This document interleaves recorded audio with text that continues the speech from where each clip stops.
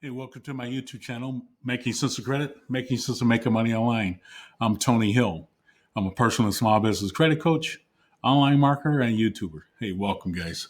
Hey, coming to you with another one, but just wanted to keep going on these videos during the coronavirus COVID-19 outbreak. This one is really about how to analyze your credit. If your score drops, I wanted to bring this to you. So look, before I dive in, make sure you subscribe to my channel, smash the like button, hit the notification bell for upcoming content. Feel free to make a comment, and most of all, share this with your friends and family if you think it's something they can use. Hey, welcome, guys. Hey, look, first of all, how you should analyze your credit. You got to have a credit report. So get your credit report.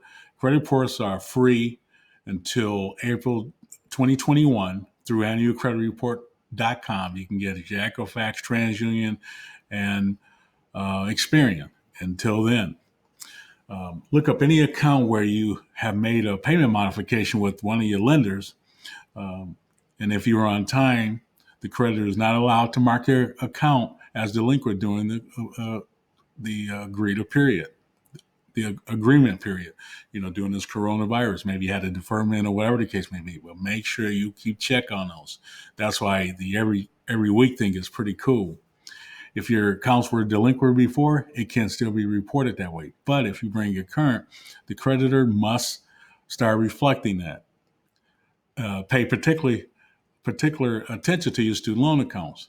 The relief package specifies that the federal student loan accounts should display as if borrowers made on-time payments through the 6-month pause ending September 30th. So if you have any issues there, make sure you challenge that. Plus, I got a video that's going to be coming up about the student loans, and I'm going to give you a free letter, dispute, and how to go about that because some college students are getting dinged on their student loans, even though the forbearance is in effect. So, but wait for that video. That's coming. Check your accounts. Checking your accounts is a really good reason to take advantage of the every week credit report option offered by the credit report agency, which I just told you about. You'll be able to see how your credit reports are being updated and if they're being updated as per your understanding with the lenders, with the banks. Okay.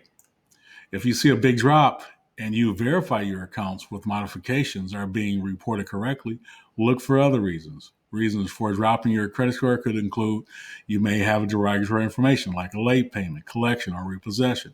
Check your accounts without payment modification to see if the trouble lies there.